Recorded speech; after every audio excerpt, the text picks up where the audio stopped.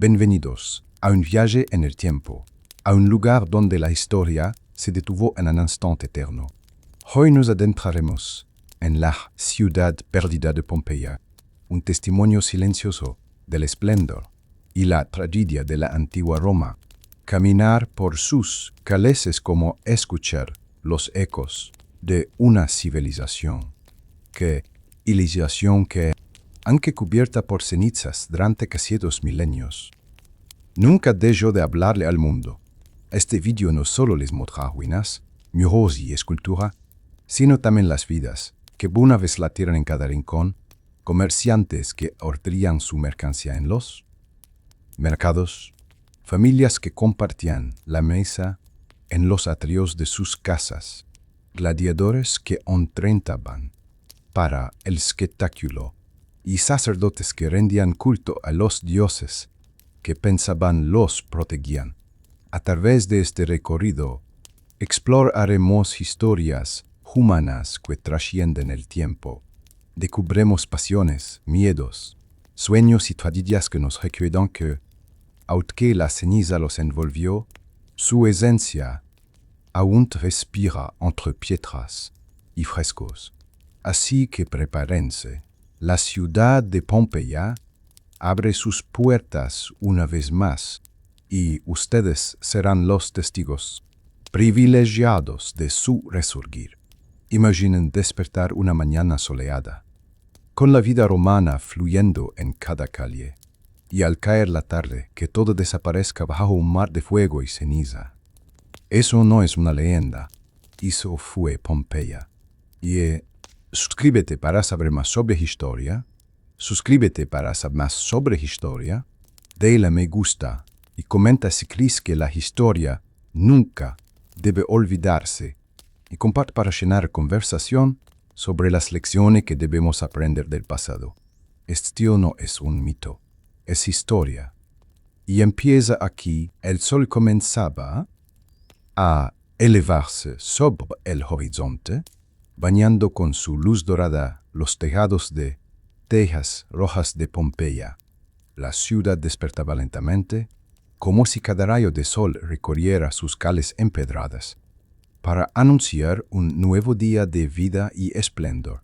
Dentro de la distancia, las columnas de los templos brillaban con un fulgor cálido, mientras el murmullo del puerto cercano anunciaba la llegada de barcos cargados de mercancías. Las aves revoloteaban sobre el foro y los vendedores más madrugadores colocaban sus puestos en el cado central. El aire se impregnaba de olores, pan recién horneado, especias traídas del Mediterráneo, vino derramado en ánforas que aún conservan el frescor de la noche. Las puertas de las casas se abrían poco a poco. Una mujer barriendo la ventana de su domus saludaba al vecino que regresaba de las termas matinales. Un niño corría descalzo, persiguiendo un perro pequeño, mientras un anciano encendía el fuego en su tola de cerámica. En cada rincón, la ciudad mostraba su vitalidad.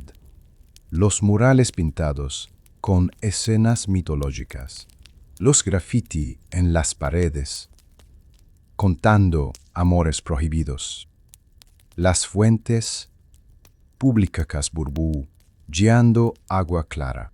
Pompeya en aquella aurora, parecida eterna, ajena al deseo que la guardaba. Nadie podía sospechar que bajo aquella calma y prosperidad dormía un gigante de fuego, el Vesubio, cuyo humo, apenas visible, se confundía con las nubes del amanecer. La vida continuaba sin pausa, un mundo lleno de risas, trabajo y esperanza. Ese día, Celelia, recordado no por su comienzo, sino por lo que un futuro cercano duraría para siempre. Pero en ese momento, bajo los primeros rayos de luz, Pompeya era una ciudad viva, orgullosa de su cultura y sus dioses, un testimonio vibrante de la grandeza romana. Y nosotros, testigos desde el tiempo, contemplamos su despertar su despertar, sabiendo que cada detalle que vemos es precioso, porque pronto quedará detenido en cenizas. El corazón de Pompeya latía en su cardo, un espacio vibrante donde los ecos de voces, risas y regateos se mezclaban con los aromas intensos de especias y frutas frescas. Bajo el cielo azul de la mañana, los comerciantes abrían sus pestos, desplegando telas coloridas, pescados recién traídos del mar y ánforas llenas de aceite y vino. El cardo no era solo un lugar de intercambio quenonquio, era también el escenario donde la vida social florecía, vecinas compartían. Jóvenes coquetaban con miradas furtivas, y los niños correteaban entre los tablones de madera que sostenían cestas repletas de dátiles, higos y granadas. Un vendedor de especias usaba su voz para atraer clientes, canela de Oriente, pimienta de la India, sabores para los dioses y para tu mesana a su lado. Una mujer ofrecía aceitunas negras brillantes como perlas. El murmullo se alzaba, creando un concierto humano que era tan cotidiano como fascinante. Pero el cardo era también reflejo de la diversidad social de Pompeya. Entre los ciudadanos libres se encontraban esclavos que cargaban sacos pesados, llevando la riqueza de unos pocos sobre sus espaldas. La desigualdad era visible, pero todos compartían el mismo espacio, unidos por el pulso de la necesidad y el comercio. Un niño, con una moneda en la mano, esperaba nervioso a comprar pan en un puesto abarrotado. El panadero, con los brazos cubiertos de harina, le entregaba un pan redondo a un tibio. El niño lo abrazaba como un tesoro. Mientras tanto, los muros del cardo mostraban grafitis escritos por manos anónimas, declaraciones de amor, bromas, críticas políticas. Era la voz del pueblo, un recordatorio de que, incluso en medio del bullicio, cada persona deseaba su huella. Ese cardo era la Pompeya viva, un caleidoscopio de voces, colores y olores que hacía de cada día una celebración de la vida misma. El anfiteatro de Pompeya se erguía imponente al borde de la ciudad, con sus graderíos de piedra preparados para servir a miles de espectadores. Era un lugar donde la emoción y la sangre se encontraban. Bajo el ruido del público, en una mañana de espectáculo, la multitud se agolpaba en las entradas, desde los patricios que apuntaban los morasientos, hasta los plebeyos que se apretaban en las gradas superiores. El sonido de tambores y trompetas anunciaba el inicio de la jornada. Tras las puertas de hierro, los gladiadores se preparaban. Hombres de diferentes orígenes, algunos esclavos, otros voluntarios, en pushi de gloria, se armaban con cascos, escudos y espadas cortas. El sudor brillaba en sus cuerpos musculosos, tensos por la espelea. Entre ellos, un joven llamado Decimus aferraba sus gladios, recordando que cada combate era un paso hacia la libertad prometida. El espectáculo comenzaba con luchas de animales, fieras traídas desde África, como leones y osos, que provocaban gritos de admiración y miedo en la multitud. Después, los gladiadores entraban en la arena, saludando al público y al editor del juego, quien presidía desde un palco adornado. Cuando las espadas chocaban, el estruendo se mezclaba con los vítores y abucheos. Sangre y harina se confundían bajo los pies de los combatientes. Decimus, con habilidad, derribaba a su rival. La multitud clamaba por su vida o su muerte. El editor levantaba la mano. Misericordia. El derrotado viviría para lucrar otro día. En esas arenas se jugaban más que combates, se representaba el poder de Roma, la disciplina, el honor y la brutalidad de una sociedad que encontraba placer en la lucha por la supervivencia en el corazón de Pompeya.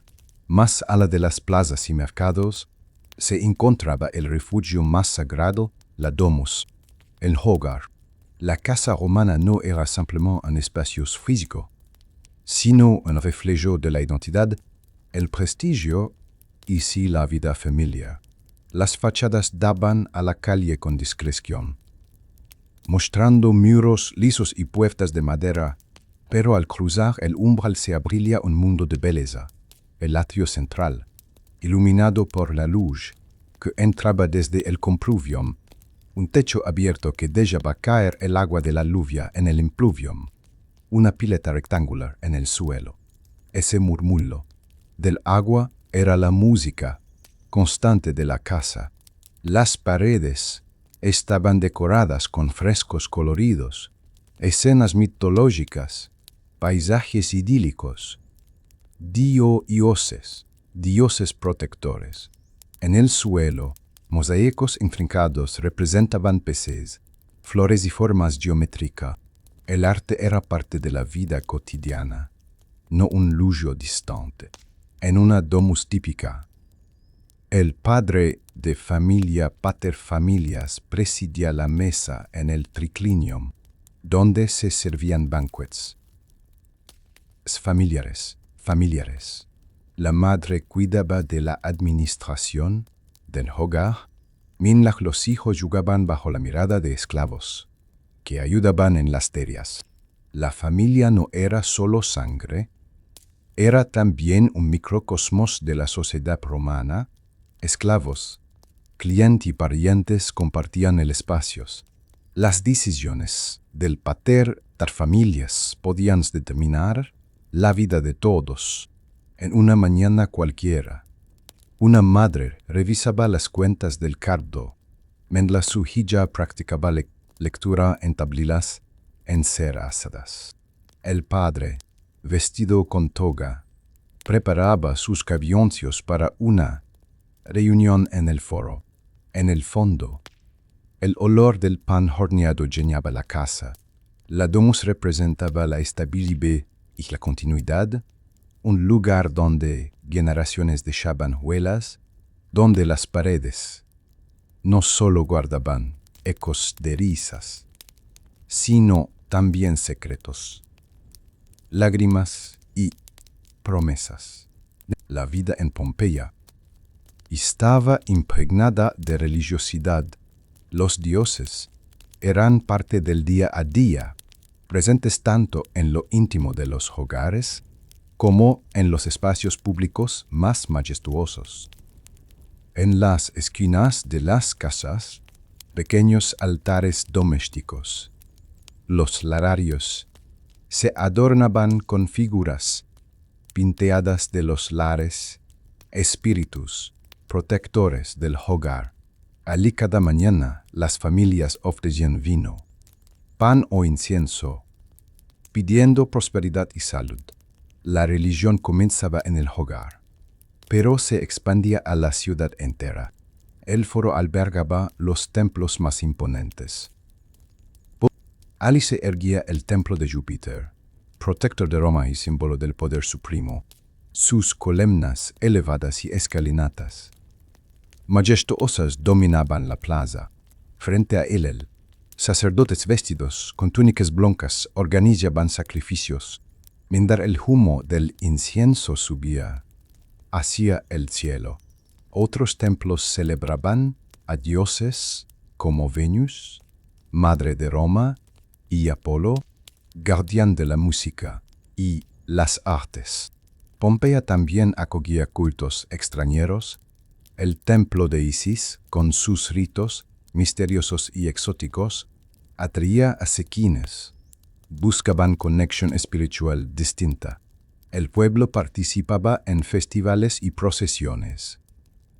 Trompetas y cantos resonaban, mientras estatuas de los dioses eran llevadas por las calles.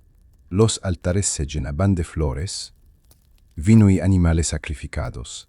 La religión no era un asunto privado. Era espectáculo, tradición y vínculo social. En medio de todo, un joven sacerdote alzaba la voz invocando protección para la ciudad, mientras los ciudadanos y extranjeros elevaban plegarias. Era una vida que giraba en torno a la certeza de que los dioses vigilaban cada acción humana. Para Pompeya, los templos no eran ruinas silenciosas. Eran el corazón palpitante de su fe. El foro era el corazón de la vida pulía en Pompeya. Bajo el sol del mediodía, la gran plaza rectangular se llenaba de volches, pasos y discusiones. Rodeado de templos, basílicas y edificios administrativos, el foro no solo era un espacio arquitectónico, era el lugar donde se decidía el destino de la ciudad. Allí, los magistrados se reunían para impartir justicia en la basílica, un edificio solemne con altas colomas y suelos de mármol. Los oradores subían a plataformas para dirigirse al pueblo, exponiendo decretos, los simples anuncios que marcaban la rutina cívica. En sus muros, tablitas de bronce y carteles pintados informaban de elecciones, juicios y espectáculo. El bullicio mezclaba lo político con lo cotidiano. Comerciantes discutían contratos, esclavos llevaban corioanchos y ciudadanos conversaban sobre el luto combate de gladiadores. El foro era un microcosmos donde se unían religión, economía y política. En un rincón, un joven candidato repartía monedas y prometía mejoras, mientras un anciano recordaba que la política era un reflejo de Roma, poder, prestigio y ambición. El foro también era un espacio de identidad. Aquí los pompeyanos sentían que formaban parte de un imperio, que sus decisiones locales resonaban en la vasta maquinaria de Roma, bajo la sombra de las estatuas de dioses y emperadores. Cada ciudadano encontraba un lugar en la historia. Ese día, las voces se alzaban más fuertes de lo habitual, se avecinaban elecciones municipales y las paredes estaban cubiertas con grafitis de apoyo a distintos candidatos. La ciudad vibraba. Entre la esperanza y la intriga, Pompeya era un museo vivo. Sus muros, lejos de ser superficie gris, estaban cubiertos de color, creatividad y mesías que revelaban el alma de la ciudad. El arte no pertenecía solo a templos o palacios, sino también a las casas, tabernas y hasta los callejones más humildes. Los frescos decoraban cada habitación con escenas mitológicas, héroes luchando contra monstruos, dioses descendiendo del Olimpo, Venus emergiendo de las aguas. Los colores rojos, negros y amarillos intensos brillaban, infuso en la penumbra, recordando a los habitantes que la belleza debía acompañar la vida diaria. En los atrios, mosaicos de piedras minúsculas formaban escenas de peces nadando o fieras acechando. Uno de los más célebres mostraba un perro encadenado con la inscripción Cave Canem. Cuidado con el perro, testimonio de cómo arte y humor se entrelazaban en lo cotidiano. Pero no todo era solemnidad. Los muros exteriores estaban cubiertos de grafitis espontáneos, declaraciones de amor, insultos, caricaturas, chistes políticos. Un joven escribía con carbón su pasión por una mujer casada, mientras otra respondía con una burla. Pompeya hablaba a través de sus muros y cada lemía era una ventana al alma de su pueblo. En una taberna, Un mural mostraba a Dionisio, dios del vino, rodeado de sátiros y ninfas, invitando a la embriaguez y la fiesta. En otra casa, un fresco delicado retrataba a una mujer con cálamo, símbolo de sabiduría y educación femenina. El arte pompeyano era diverso, libre, humano. Era la manera en que sus habitantes daban vuelta en un mundo donde el tiempo parecía eterno. Hoy, esas imágenes nos hablan como si hubieran sido pintadas ayer en Pompeya. Comer no era solo una necesidad, era un arte y un espectáculo social. Los banquetes en las casas de los patricios eran ocasiones para demostrar riqueza, hospitalidad y cultura. El triclinium, salón destinado a estas reuniones, se llenaba de aromas, música y conversaciones animadas. Los invitados se recostaban en divanes alrededor de mesas bajas. Era costumbre comer reclinado, apoyados en cojines, mientras esclavos servían platos elaborados.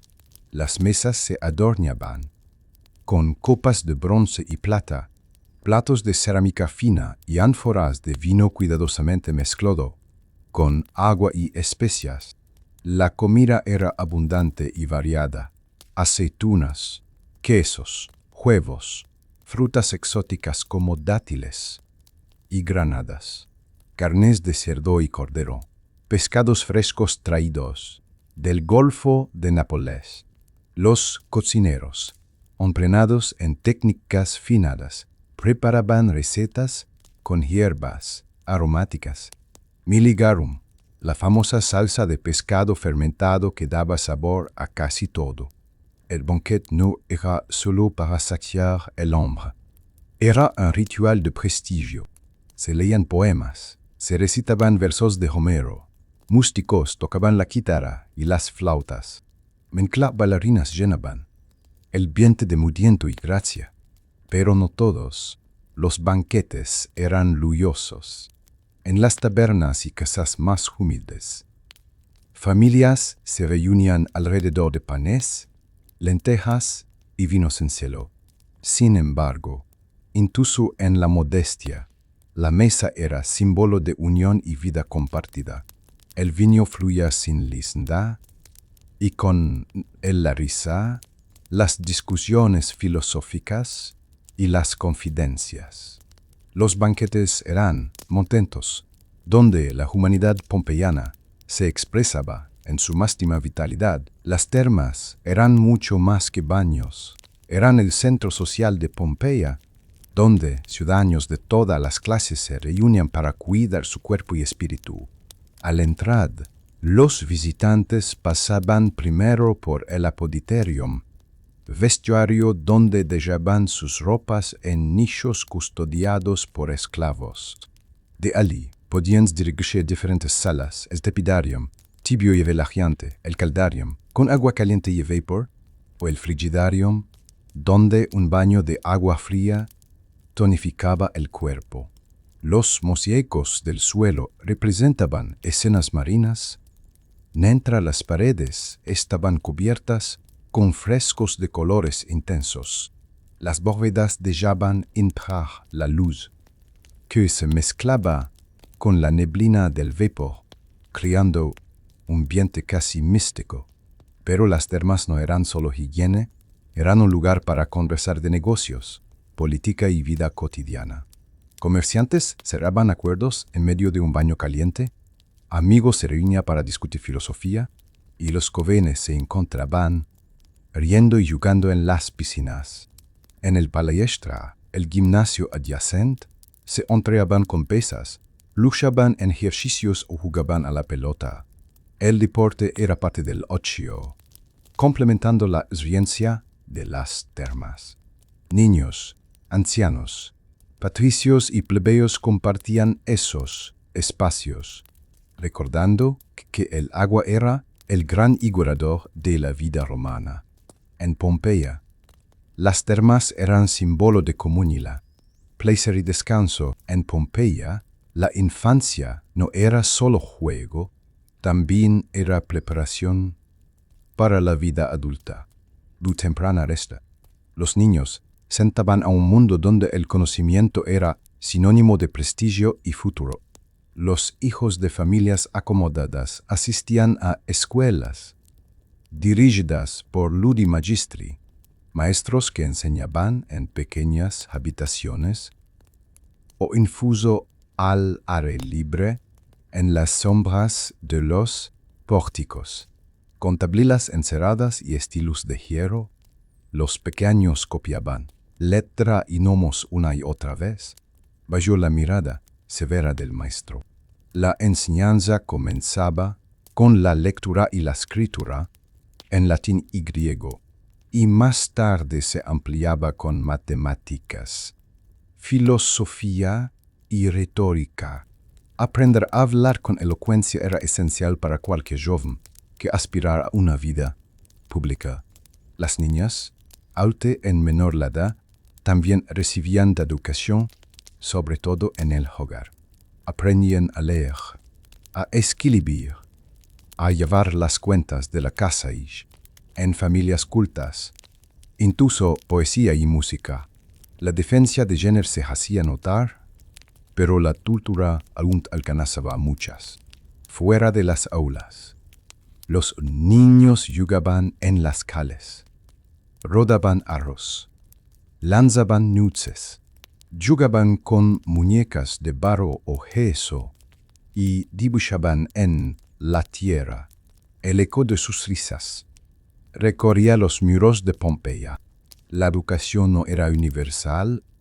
Los hijos de esclavos trabajaban desde pequeños, sin tiempo para aprender. Sin embargo, incluso ellos escuchaban historias en los hogares donde servían, absorbiendo saberes de manera indirecta.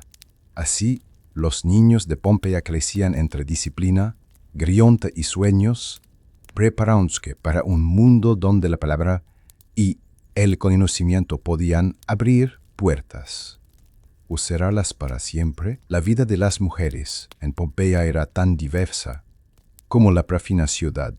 Algunas vivían en la sombra de la vida doméstica, mientras otras se alzaban como figuras de influencia, cultura y hasta independencia aslaña. En el hogar, la matrona romana era la clongio central de la familia. Administraba las cuentas, supervisaba a los esclavos, organizaba las comidas y educaba a los hijos. Su autoridad era respetada y su presencia indispensable. Pero no todas las mujeres estaban confinadas al hogar.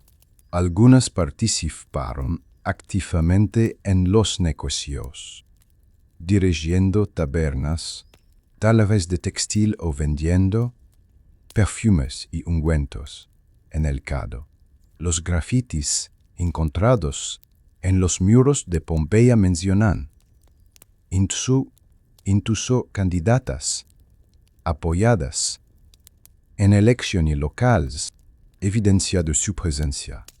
En la esfera pública, la moda era un reflejo de su estatus. Vestían estolas largas de lino o lana, adornadas con broches de bronce o joyas de oro. Se maquillaban con polvos claros, delineaban sus ojos con col y perfumaban su piel con esencias traídas de Egipto y Oriente. La vida de las mujeres no se estaba libre de limitaciones.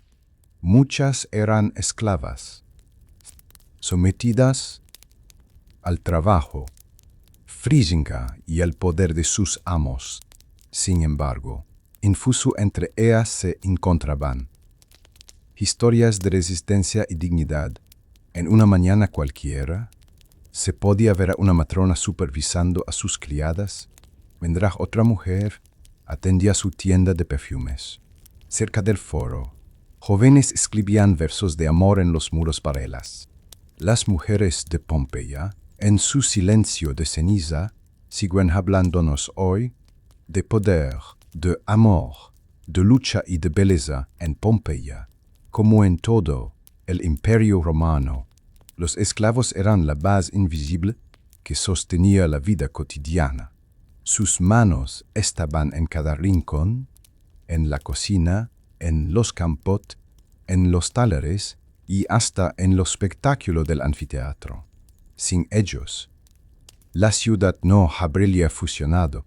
Los esclavos eran capturados en guerras, comprados en mercados o nacidos ya en servidumbre.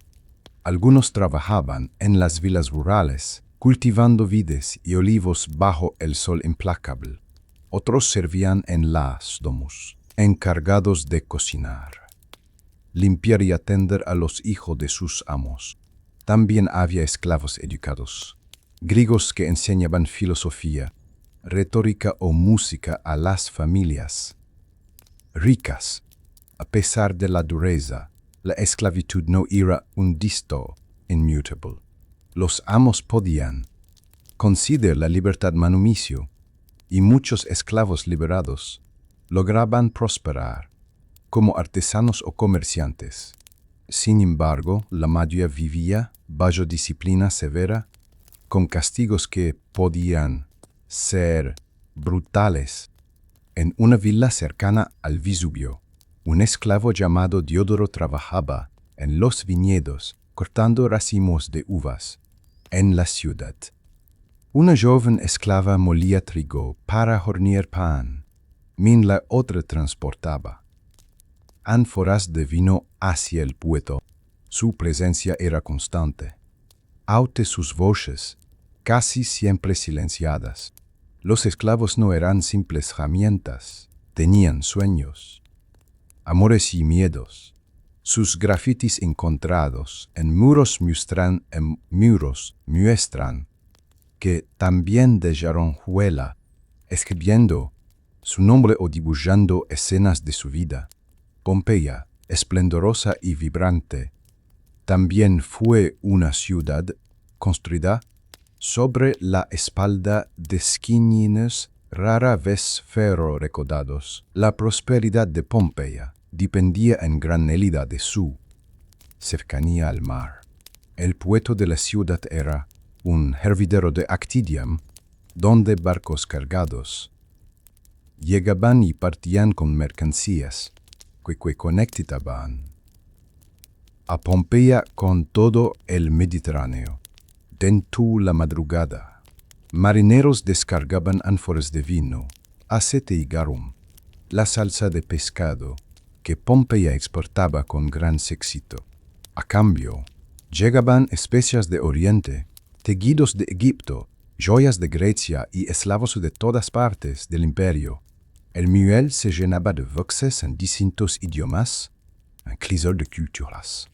Comerciantes regateaban en precios. Escribas registraban transacciones y billas en tablillas de cera, y guardias vigilaban el flujo de mercancías. El olor a sal, pescado y vino impregnaba el aire.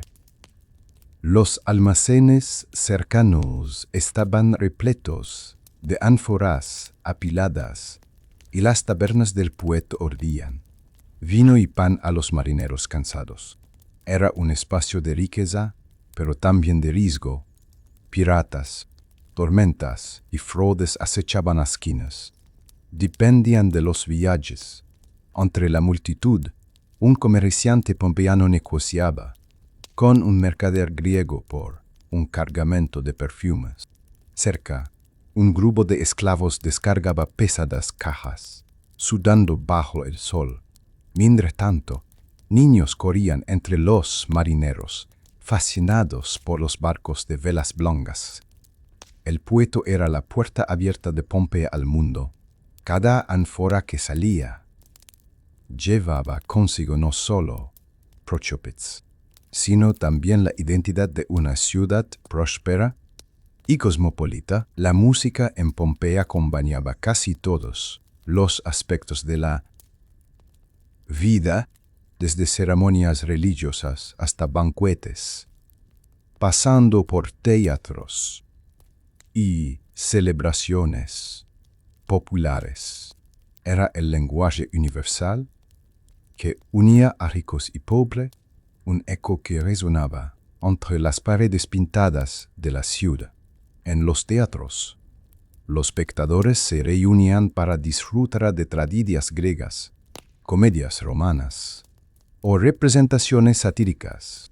Allí, músicos con liras, flautas y tambores marcaban el ritmo de las obras, intensificando las emociones de los actores y el público.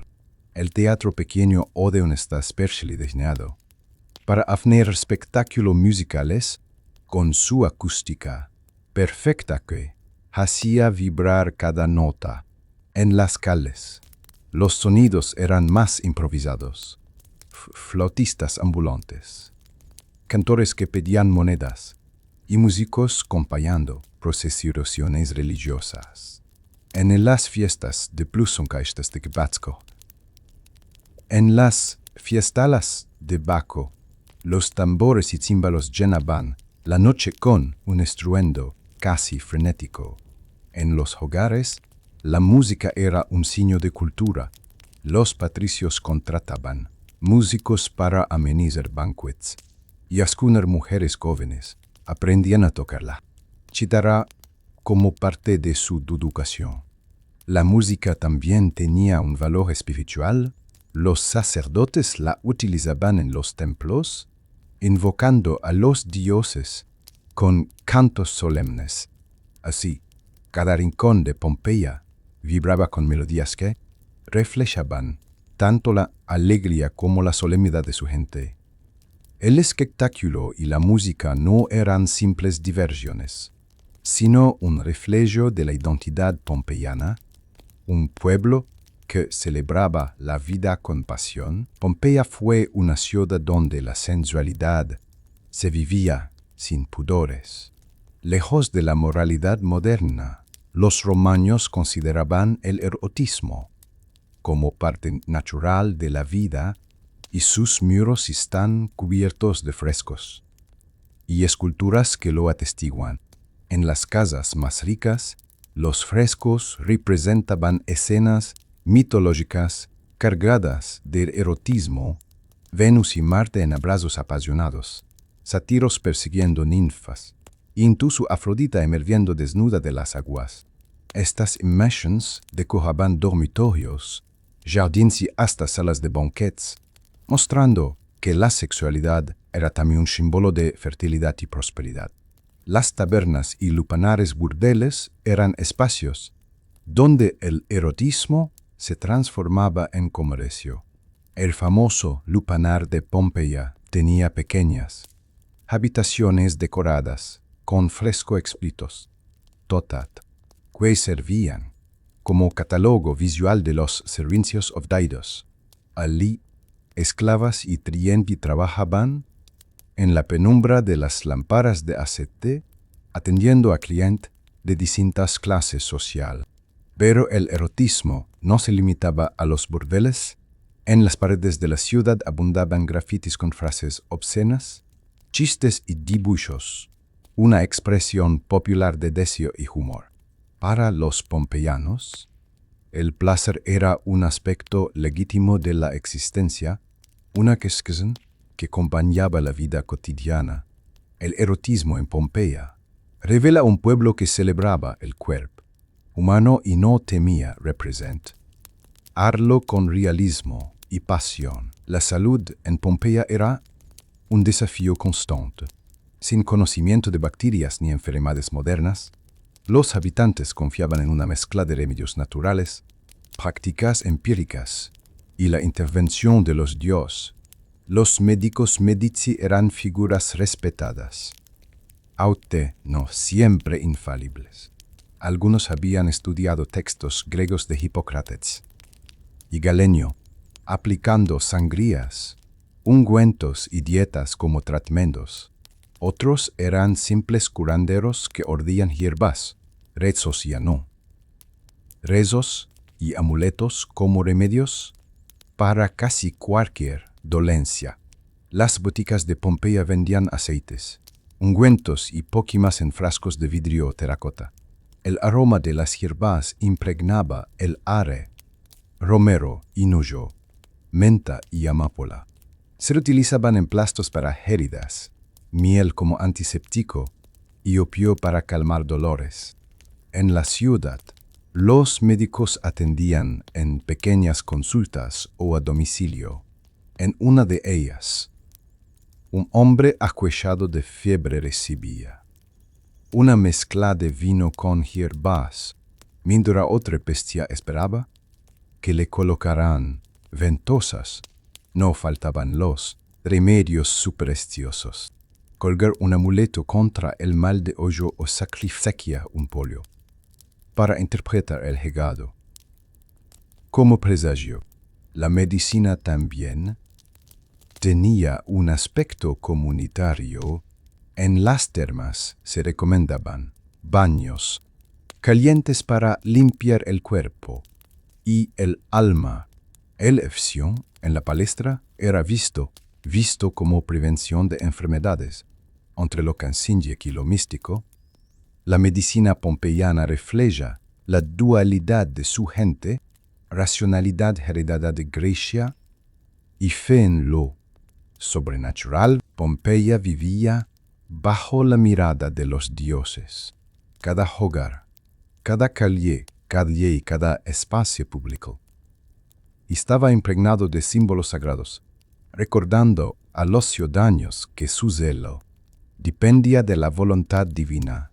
En los atrios de las casas, los lararios exhibían imagen de los lares y penates, espíritus, protectores del hogar y la familia, con pequeñas ofrendas de vino, pan o frutas. Las familias pedían bendiciones y protección diaria. El dios Júpiter, señor del cielo, era venerado como protector de la ciudad. Venus, considerada madre de Pompeya, ocupaba un lugar especial, asociada al amor, la fertilidad y la belleza. En el puerto, Neptuno recibía ofrendas de marineros. Antes de cada viaje, la religión era práctica y cercana. Se encendían lámparas, se dejaban flores, se quemaba incienso. En los templos, sacerdotes y sacerdotesas dirigían rituales colectivos con cánticos, sacrificios y procesiones que llenaban las calles de color y solemnidad. Los dioses también eran consultados a través de augures, que interpretaban el vuelo de las aves o los órganos de los animales sacrificados. Cada decisión importante debía contar con la aprobación divina. En un larario pintado con vivos colores, una familia pompeyana depositaba una ofrenda. Al mismo tiempo, en el foro, un sacerdote invocaba a Venus, mientras que un marinero lanzaba monedas al mar, en nombre de Neptuno. La ciudad entera respiraba espiritualidad. Los dioses eran el amparo invisible de Pompeya. Y, sin embargo, Pompeya era un testimonio vivo de la grandeza arquitectónica romana. Aunque no tenía la monumentalidad de Roma, la ciudad estaba adornada con templos, foros, teatros y anfiteatros que reflejaban su prosperidad y conexión con el imperio. El foro era el centro urbano, rodeado de columnas corintias y edificios administrativos que transmitían orden y poder.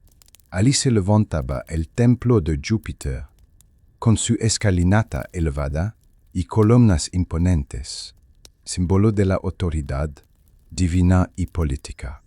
Los teatros mostraban la sofisticación del ocio pompeyano. El gran teatro, con campesina para miles de personas, y el Odeón, más pequeño y dedicado a la música, ambos construidos con una acústica sorprendente. El anfiteatro, de forma elíptica, era el orgullo de la ciudad, el más antiguo de piedra que se conserva en el mundo romano, donde gladiadores y fieras daban espectáculo bajo el rugido de la multitud. Las termas eran joyas arquitectónicas en sí mismas, con salas decoradas con frescos, colflus, bóvedas que captaban la luz y sistemas de calefacción, subterránea, hipocosto, que mostraban la innovación romana. También había las rurales y casas urbanas que combinaban lujo y funcionalidad. Patios interiores, fuentes, mosaicos y jardines hacían de la vida doméstica una experiencia estética. Los acueductos y fuentes públicas garantizaban agua en toda la ciudad, prueba de la ingeniería romana aplicada al bienestar colectivo.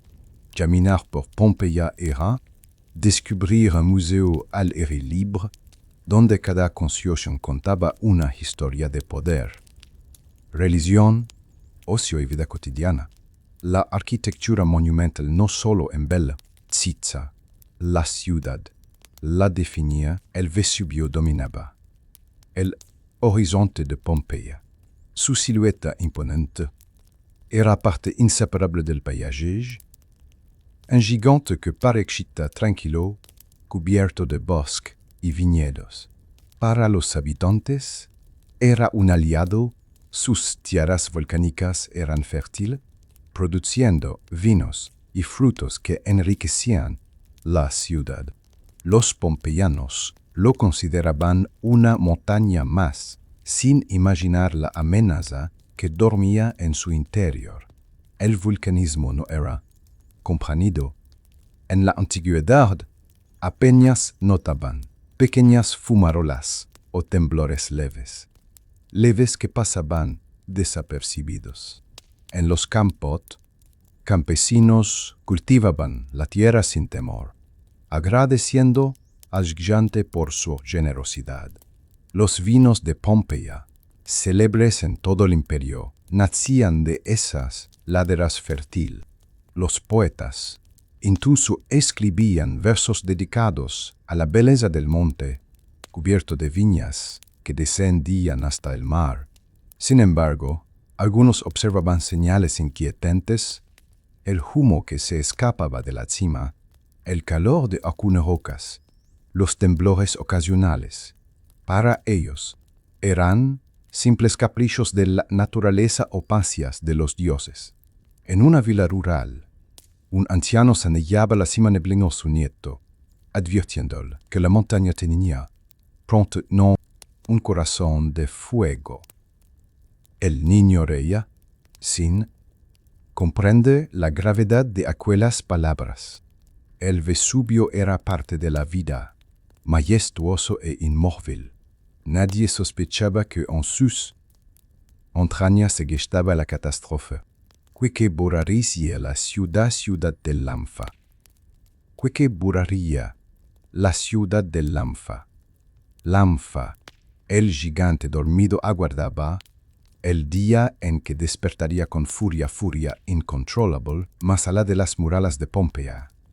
Entre viñedos y olivares se extendían las villas rurales. Estas propiedades eran el corazón agrícola de la región, donde se producían los alumels y vinos que abastecían a la ciudad y viajaban hacia todo el imperio. Las villas eran verdaderos centros de producción. Algunas eran humildes granjas de campesinos, pero otras, como la famosa Villa de los Misterios, combinaban lujo con trabajo. Allí convivían esclavos que trabajaban la tierra con los amos que disfrutaban de mosaicos, frescos y jardines privados. Por la mañana, los campos cobraban vida, esclavos y jornaleros salían a podar viñas, recoger aceitunas o arar con bueyes. El murmullo del trabajo se mezclaba con el canto de los pájaros y el sonido de herramientas contra la tierra fértil. En la casa principal, el dominus administraba las cuentas, revisando tablitas encerradas con los registros de producción. La domina supervisaba la preparación de alimentos para los trabajadores y los niños jugaban en los patios abiertos, rodeados del olor a mosto y aceitunas recién prensadas. Las vilas eran también espacios de descanso. Frescos coloridos decoraban los triclinios, donde se celebraban banquets, en medio de un paisaje agrícola. Desde las terrazas, los amos contemplaban el Vesubio, inconscientes de que aquel gigante que fertilizaba sus campos un día los destruiría. La vida en las vilas rurales era una mezcla de esfuerzo, abundancia y armonía con la naturaleza. Una rutina marcada por el sol, las estaciones y la generosidad de la tierra. La riqueza de Pompeya se sustentaba en la agricultura, y entre todos los cultivos, la vid era la joya más preciada. El suelo volcánico del Vesubio daba a los vinos de Pompeya un sabor único, famoso en todo el imperio. Al amanecer, los agricultores salían con herramientas de hierro y cestos de mimbre. Podaban las vides con cuidado, recogían racimos maduros y los colocaban en carros que se dirigían a los lagares, donde se prensaban para obtener el mosto. Los aromas dulces impregnaban el aire, y las canciones campesinas acompañaban el trabajo. El vino se estanchaba en grandes ánforas seladas con brea, luego marcadas con inscripciones que indicaban el tipo y la calidad. Algunas de esas ánforas viajaban hasta Roma, mientras otras se exportaban a puertos lejanos como Cartago o Marsella. Los agricultores no solo cultivaban viñas, también cuidaban de campos de trigo, huertos con higos y granadas, y olivares que producían aceite. Pero la vid era símbolo de prosperidad y orgullo. La vida del campesino era dura. El sol, el sudor y la disciplina marcaban cada jornada. Sin embargo, en las fiestas de la vendimia, el trabajo se convertía en celebración. El vino nuevo se probaba con risas, música y bailes, uniendo a esclavos y libres en una misma alegría. La vid representaba más que alimento. Era la conexión entre la tierra, los dioses y los hombres. Era el espíritu líquido de Pompeya, que aún hoy resuena en cada ánfora encontrada bajo la ceniza. El vino fue el verdadero tesoro de Pompeya. En las laderas fértiles del Vesubio crecían viñedos. Que producían bebidas famosas en todo el imperio. Las ánforas, marcadas con inscripciones de Vesuvinum, llegaban a Roma, Hispania y hasta las Galias, llevando consigo el sabor de la tierra pompeyana. El proceso de producción era cuidadoso y casi ritual. Tras la vendimia, las uvas eran llevadas a los lagares, donde se prensaban con prensas de madera o se pisaban con los pies. El mosto resultante se dejaba fermentar. En grandes dollas tinajas de barro, enterradas en el suelo, que mantenían la tenter atacuada. El vino joven se probaba en las fiestas de la vendimia, mientras el de mejor calidad se estanajaba para el comercio. Los romanos no bebían el vino puro, lo mezclaban con agua. Mezclaban con agua, especias, miel e incluso resinas, según el gusto y la ocasión. Algunas tabarefinas, hechas de platej, algunas tabernas. Orprevien, orbenaste, orcrien, vino caliente, con hierbas, apernas. Y nos taplevien, con hierbas aromáticas, y nos taperbenatas, tantamainas.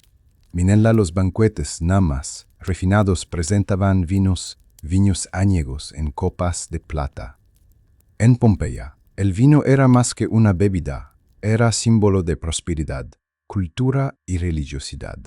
En los rituales abaco, disos del vino, las procesiones incluían cánticos, danzas y ofrendas de racimos.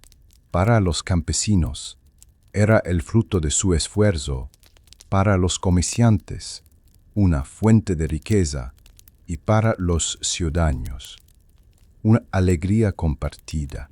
Cada sorbo de vino pompeyano era un reflejo de su gente, trabajador, festivo y profundamente ligado a la tierra que lo produjía. Cuando caía la tarde en Pompeya, las tabernas se convertían en el alma de la vida nocturna.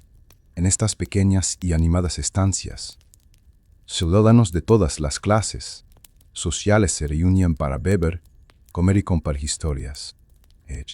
Las fachadas de las tabernas tenían mostradores de piedra, con agujeros donde se encallaban grandes dollas llenas de vino, garum, aceitunas o legumbres. Los taberneros servían vasos de barro a clientes que se sentaban en bancos de madera o permanecían de pie, disfrutando del bullicio. El bien estaba impregnado de olores, vino derramado, pan recién horneado, guisos con garum y especias. Se escuchaban risas, discusiones sobre política o absta, sobre gladiadores. En las paredes, grafitis dejaban huellas de borrachos inspirados. En amor o bromas obscenas. En algunas tabernas, músicos con flautas animaban la velada, mientras bailarinas transmitían espectáculos en cielos. Otras tabernas eran más discretas, frecuentadas por marineros, comerciantes y viajeros que buscaban descanso tras largas jornadas. Las tabernas también eran espacios de encuentro social. Allí podían cruzarse plebeyos con patricios, esclavos con libertos, todos unidos por el placer de la veda y la conversación. Al anochecer, las lámparas de aceite iluminaban tenuemente las estancias, creando un ambiente íntimo y vibrante. Pompeya, bajo la luz dorada de las lámparas y el murmullo de las tabernas, mostraba su rostro más humano, alegre y desenfadado. En Pompeya, la élite patricia vivía, rodeada de lujos que mostraban su poder y prestigio. Sus casas no eran simples residencias, sino auténticos palacios urbanos, adornados con mosaicos, frescos y jardines interiores. Las fachadas podían ser sobrias hacia la calle, pero al cruzar el atrio se abría un mundo de refinamiento. Fuentes de mármol goteaban suavemente, iluminadas por la luz que entraba desde los techos abiertos. Los frescos de las paredes representaban escenas mitológicas, paisajes idílicos y figuras de dioses que reforzaban el estatus de los dueños. Los patricios vestían con togas finas, joyas de oro y perfumes exóticos traídos de Oriente. En los banquetes servían platos extravagantes, ostras, pavos reales, higos releños de miel y vinos añejos.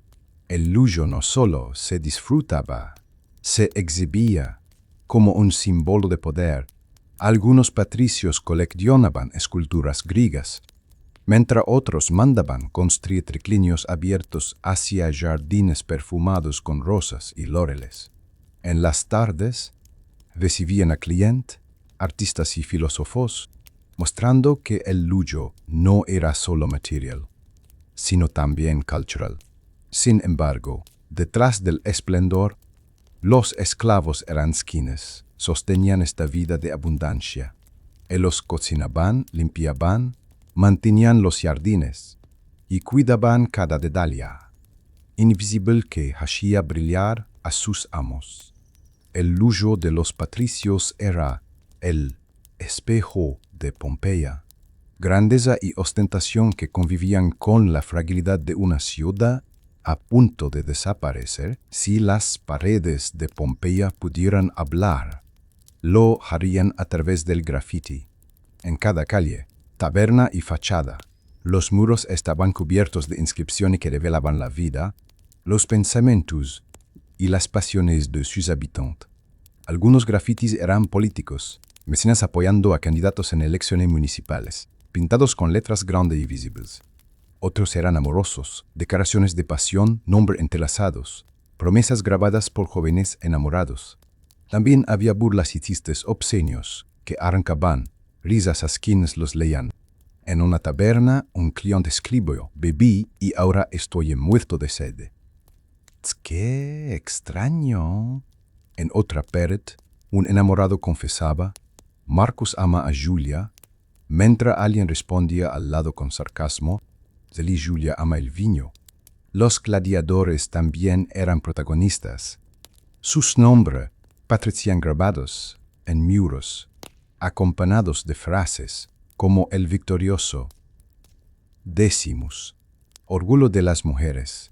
El pueblo expresaba admiración, humor y crítica sin filtros. El graffiti era un espacio democrático donde plebeyos, esclavos y patricios podían ver juela por igual. Cada trazo, alto y pequeño, era un eco de vox auténticas nicas. Hoy, gracias a esas inscripciones, conocemos no solo la historia oficial, sino también el corazón cotidiano de Pompeya, sus risas, sus deseos y sus pensamientos más íntimos. Pompeya no solo era una ciudad de patricios y comerciantes, también era un centro de producción, lleno de talleres donde los artesanos daban forma a la vida cotidiana. Cada calle albergaba pequeños espacios donde se creaban objetos indispensables: cerámica, zapatos, lámparas, tejidos y herramientas.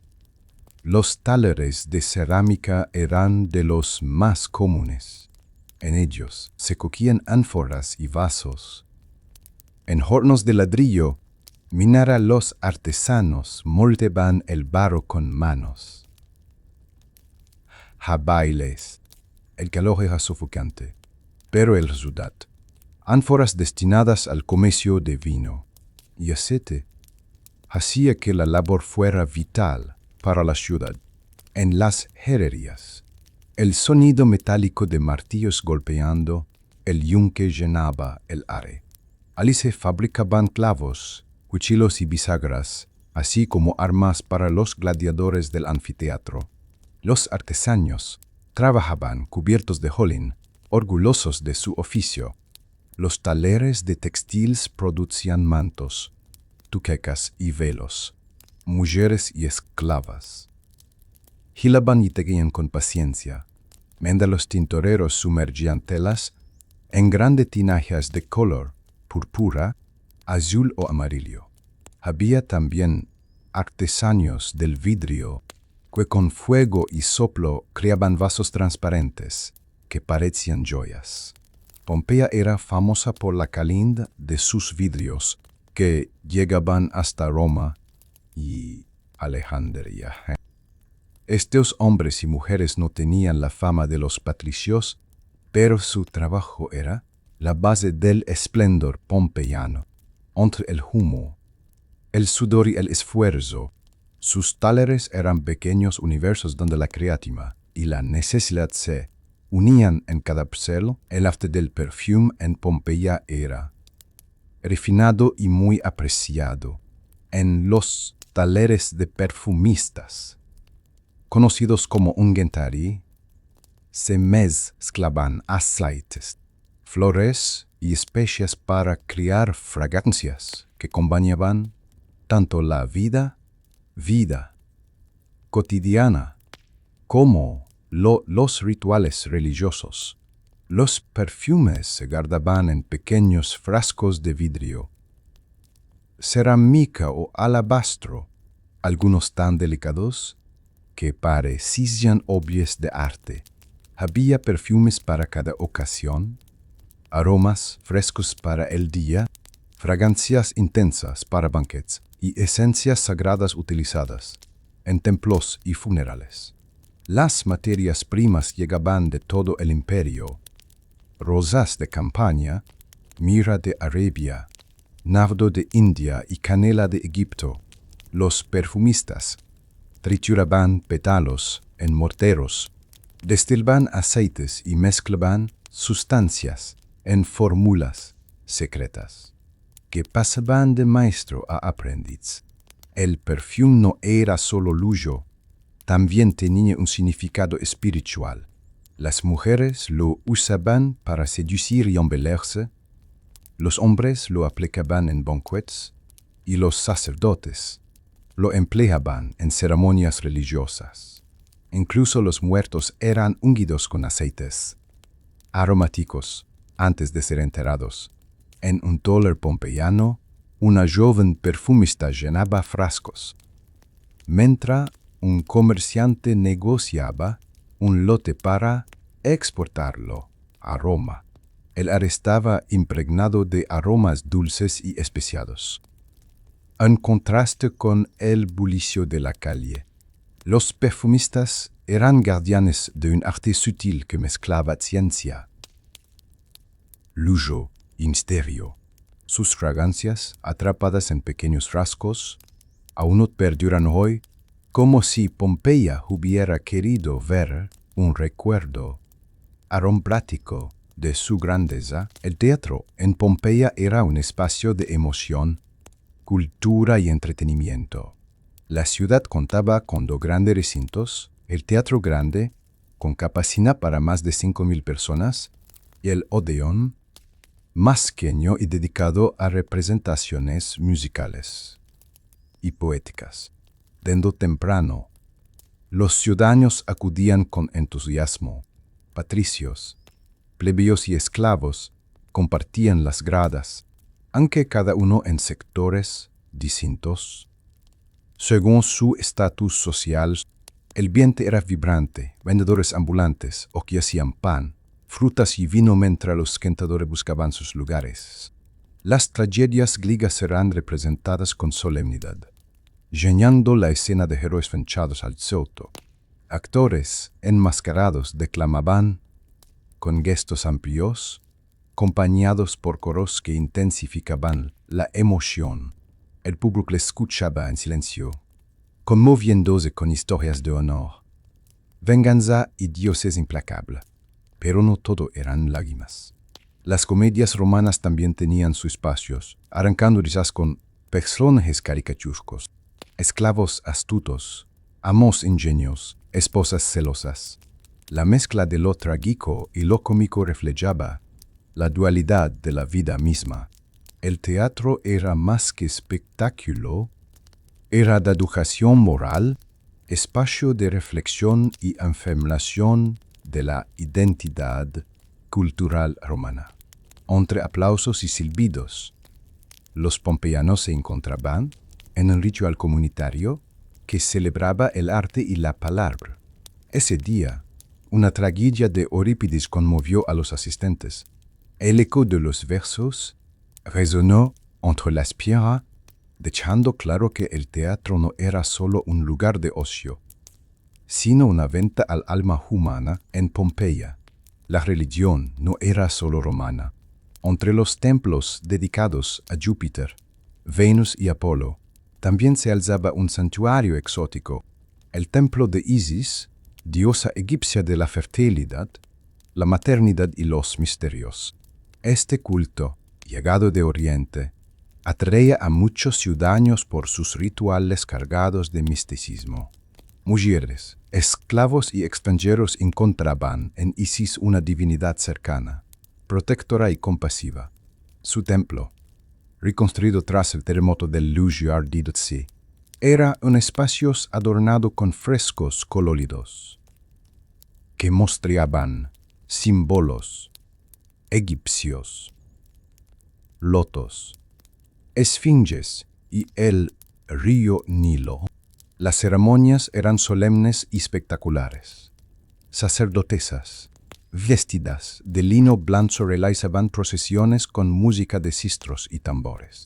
Se ofrecía agua sagrada del Nilo, flores y perfumes, mientras los fieles entonaban cánticos en honor a la diosa. El culto a Isis también tenía un lado secreto, rituales iniciáticos reservados, a quienes querían ser parte de sus misterios. Estos ritos prometían renación espiritual y protección más allá de la vida. En un día cualquiera, los fieles se reunían al amanecer. Una sacerdotisa alzó una lámpara dorada mientras el templo se llenaba de incienso. Los presentes cerraban los ojos, invocando a Isis como madre y protectora universal.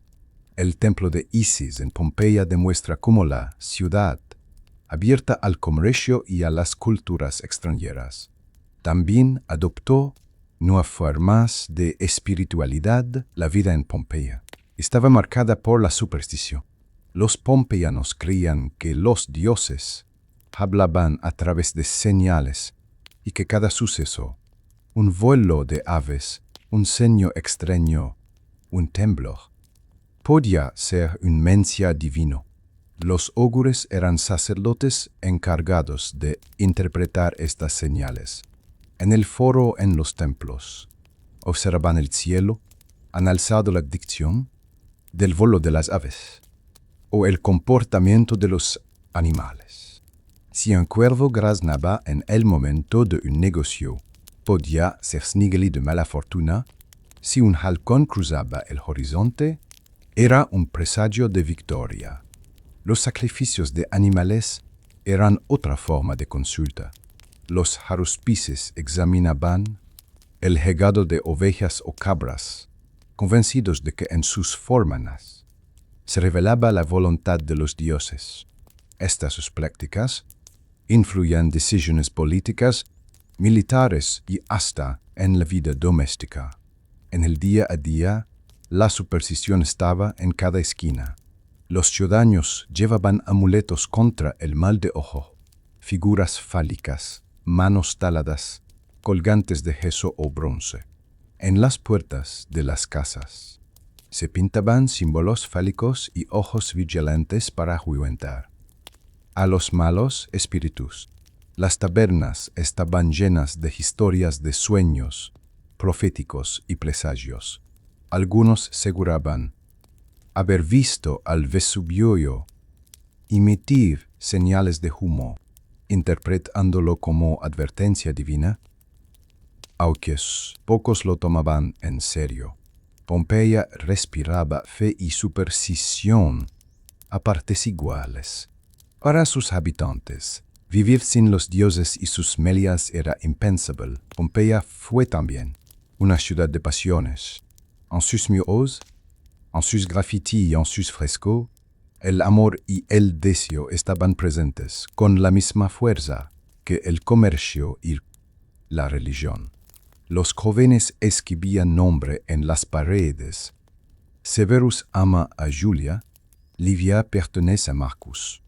Estos mesías, grabados en muros de tabernas y casas, eran declaraciones públicas de sentimientos que desafiaban el tiempo. Las historias de amantes se entretejían en la vida cotidiana. Una pareja de comerciantes se encontraba en secreto en el atrio de una domus, bajo frescos que representaban a Venus, mientras otros jóvenes se citaban en tabernas, ocultando su relación de miradas indiscretas. En las casas patricias, el amor estaba marcado por conveniencias políticas y anométicas, pero eso no impedía que surgieran pasiones verdaderas. Muchas veces, los esclavos eran testigos de estas historias, guardianes involuntarios de secretos. El erotismo formaba parte de este amor. Frescos en habitaciones privadas mostraban escenas íntimas que reflejaban la normalidad con que se vivía la sensualidad. El cuerpo y el deseo eran celebrados, no escondidos, incluso en los últimos momentos. El amor de Johuela, se janguean de moldes de cuerpos abrasados, parejas sorprendidas por la ceniza, unidos en un instante eterno.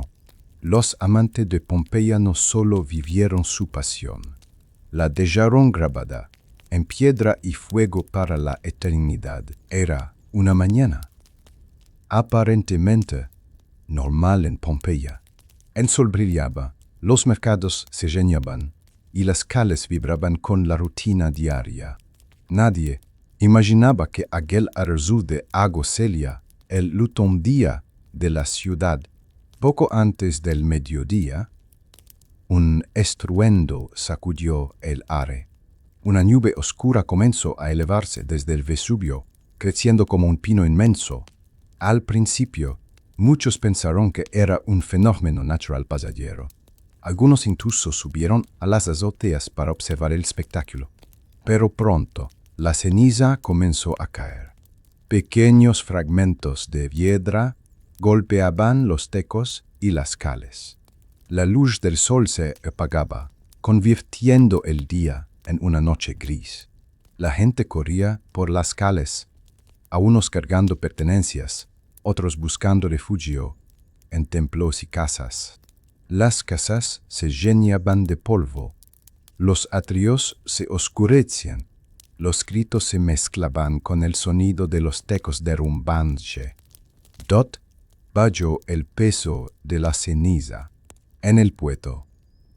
Familias desesperadas intentaban embarcarse, mientras marineros luchaban contra el mar agitado.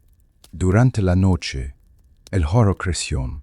Ríos de lava y gases ardientes descendieron por las laderas del Vispra y las laderas del Vesubio, alcanzando villas y campos.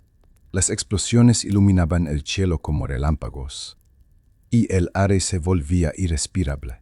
Pompeya, atrapada entre la furia del volcán y su pretinal incredulidad, se convirtió en un caos. El día que comenzó con calma terminó con una ciudad cubierta por la oscuridad. La erupción del Vesubio no solo destruyó Pompeya, la sepultó en un silencio eterno. Tras horas de estruendos, explosiones y cacos, la ciudad quedó cubierta por varios metros de ceniza y piedra por mes.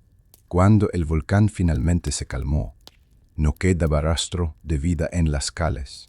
Los edificios, mercados y templos estaban sepultados bajo un manto gris. Donde antes había risas y voces, solo reinaba un silencio sobrecogedor. Los cuerpos de los pompeyanos quedaron atrapados en la prisión de sus tumbos instantes. Familias abrazadas, perros encadenados, esclavos con herramientas en las manos. La ceniza los había envuelto, creando moldes de un drama humano detenido en el tiempo. El puerto está cubierto de barcos volcados y cadáveres de marineros que nunca lograron escapar. Las villas rurales ardían bajo los restos incandescentes, y los campos fértiles habían sido transformados en un desierto gris. Aquel silencio no era solo ausencia de ruido, era el eco de miles de vidas interrumpidas de forma repentina. Pompeya desapareció, como si los dioses hubieran borrado de golpe una ciudad entera. Sin embargo, ese mismo silencio preservó sus secretos. Las casas, las pinturas, los grafitis y los quedaron atrapados, esperando siglos para volver a hablar. El silencio de las cenizas fue a la vez tragedia y milagro, el fin de una ciudad y la conservación de su memoria para la eternidad durante casi 20 años. Pompeya permaneció dormida bajo la ceniza del Vesubio. Su nombre se desvaneció en la memoria, y los campos cubiertos de ceniza fueron cultivados por generaciones que ignoraban la ciudad que yacía oculta bajo sus pies. Fue en 827 cuando el azar devolvió a Pompeya a la historia. obreros excavaban para construir un canal cerca de Nápoles.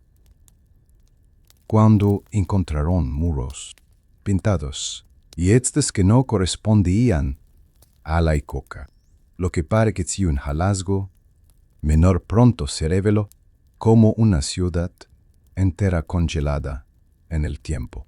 Los primeros exploradores quedaron fascinados, frescos con colores intactos, mosaicos sorprendentes, utensilios domésticos, como si hubieran sido abandonados. Apenas un día antes, más asombroso aún, los moldes de cuerpos humanos petritos por la ceniza mostraban las expresiones finales de los habitantes. El redescubrimiento causó un enorme impacto en Europa. Pompeya se convirtió en una ventana hacia la vida cotidiana de la Roma antigua. Reyes, artistas e intelectuales viajaban para observar la ciudad renacida, inspirados por su belleza y su tradición. Los frescos pompeyanos influyeron en el arte neoclásico, mientras los hechos encontrados despertaron el interés de arqueológico. La ciudad perdida, ahora revelada, parecía hablar al mundo con una voz que había estado en silencio por siglos. Pompeya, redescubierta, se transformó en un mito moderno, la ciudad que había muerto en un instante, pero que había regresado intacta desde las entrañas de la tierra. Tras el redescubrimiento, comenzaron excavaciones más sistemáticas en Pompeya.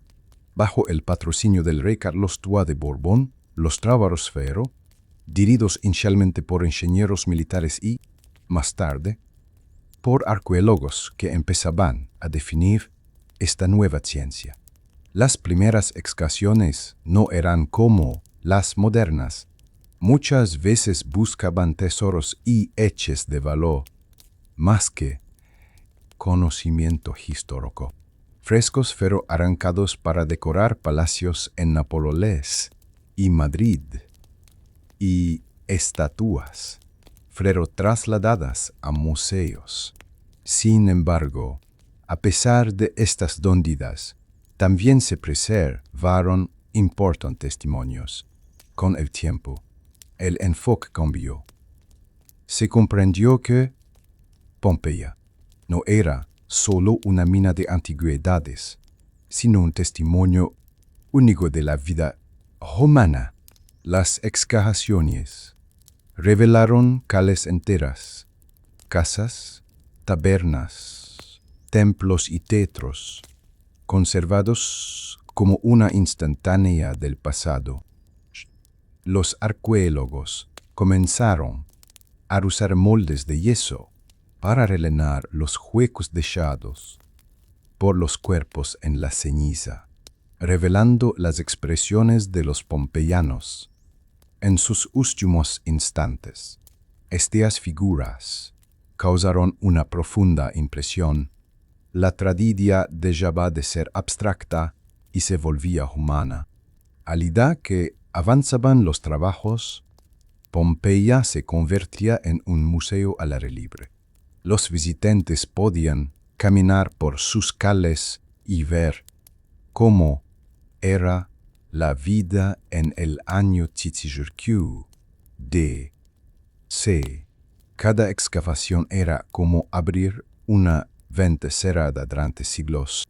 Las primeras excavaciones fueron imperfectas, pero sentaron las bases para el estudio arqueológico moderno. Gracias a ellas, Pompeya dejó de ser una ciudad perdida y se transformó en la ciudad eterna de la memoria. Entre las cenizas que destruyeron Pompeya también quedaron atrapadas obras de arte que, siglos después, sorprendieron al mundo por su frescura y belleza. Los frescos, mosaicos y esculturas recuperados en las excavaciones ofrecieron una visión única del refinamiento estético de la ciudad. Las paredes de las casas revelaban escenas mitológicas, pintadas con colores intensos, rojos, negros, amarillos y azul que aún brillaban Tras casi 2000 años, Venus, Marte, Hércules y Dionisio partecían en banquetes divinos o luchas heroicas, acompañados de paisajes idílicos que parecían ventanas abiertas a otro mundo. Distec. Los mosaicos sorprendieron por su damalia, el famoso Cave Canem, con el perro encadenado y la inscripción «Cuidado», con el perro, mostraba humor en medio del arte doméstico. Otros mosaicos representaban escenas marinas, peces de color o figuras geométricas de gran complejidad. Las esculturas de mármol y bronce, muchas copiadas de mestoles griegos, decoraban jardines y fuentes. Estatuas de dioses, bustos de emperadores y figuras de atletas se encontraban en atrios peristilos, testimonio del amor pompeyano por la belleza. Incluso hechos cotidianos como lámparas, vasillas y joyas mostraban un diseño artístico exquisito.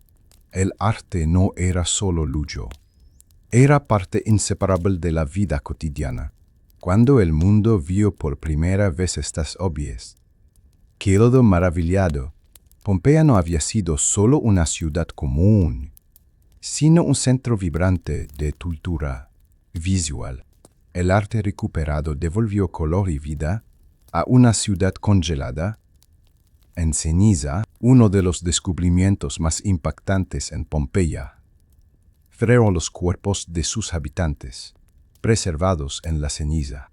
Al descomponerse, dejaron ecos en la tierra que los arqueólogos llenaron con yeso, creando moldes que revelaban sus rimas, poses y expresiones. De pronto, la tragedia dejó de ser abstracta. Los moldes mostraban familias abrazadas, hombres protegiendo a sus hijos, mujeres cubriéndose el rostro, perros arcuados en cadena, gran imagen de humanidad congelada en el tiempo.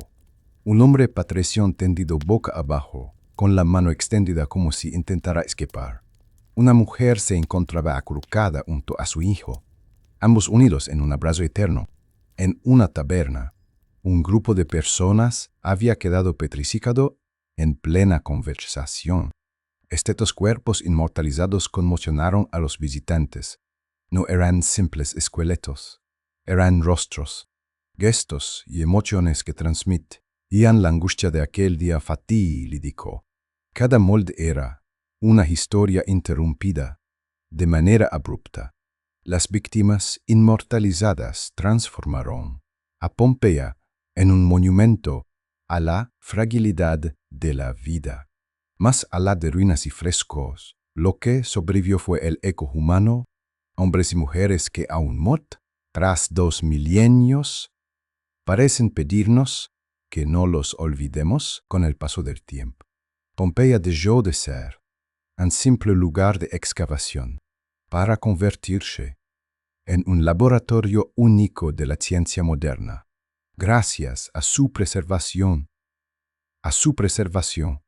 bajo las cenizas, los arqueólogos, historiadores y científicos de diferentes disciplinas han podido estudiar la vida romana con un detalle sin precedentes.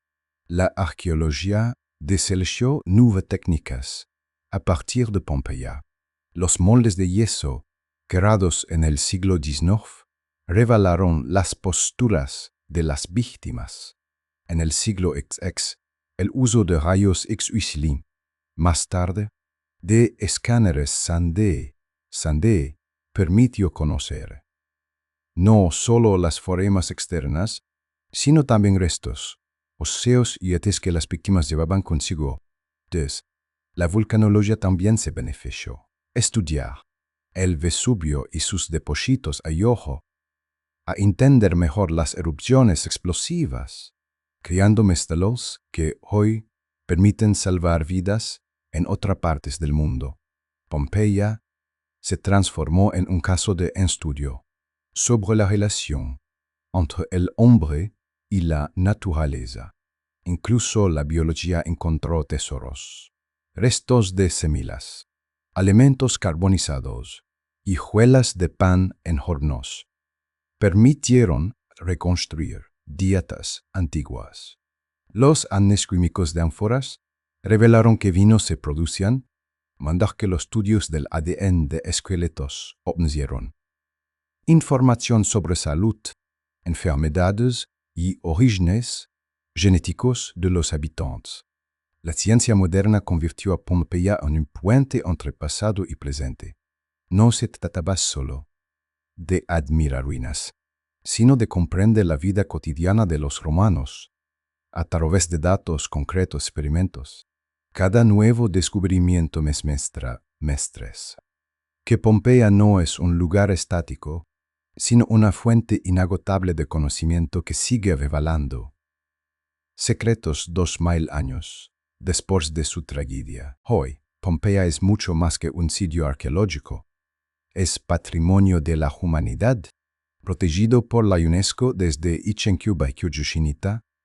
La ciudad perdida, sepultada por la tragedia, se ha convertido en símbolo de memoria colectiva, un testimonio de la grandeza y fragilidad de la civilización humana. Millones de visitantes recorren sus calles cada año. Caminan sobre las piedras desgastadas por los carros. Atraviesan casas, donde aún sobreviven frescos de colores.